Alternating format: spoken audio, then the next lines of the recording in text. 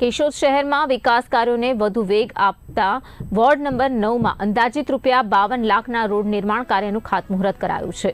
મુખ્યમંત્રી સ્વર્ણિમ જયંતિ અને શહેરી વિકાસ યોજના હેઠળ શરૂ થયેલા આ કામનું વિધિવત ખાતમુહૂર્ત નગરપાલિકા પ્રમુખના હસ્તે કરવામાં આવ્યું હતું।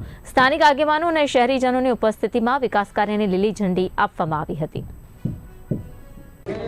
આજરોજ કેશોદ નગરપાલિકાના તમામ સભ્યો, સંગઠનના તમામ હોદ્દેદારો અને શહેરીજનોની હાજરીમાં ગુજરાત સરકાર સ્વર્ણિમ જયંતિ મુખ્યમંત્રી શહેરી વિકાસ યોજના અંતર્ગત આપણે કેશોદ શહેરની અંદર કુલ 8 કરોડના ખર્ચે 12 થી 13 રસ્તાઓ મંજૂર થયા છે, જેમાં વોર્ડ નંબર 9માં આજે SBM સાઇટથી લઈ અને માંડવડિયા સાહેબના ઘર સુધીના રોડ રસ્તાનું છે તે ખાતમુહૂર્ત કરવામાં આવ્યું છે, જેનો કુલ ખર્ચ અંદાજે ₹52 લાખ છે।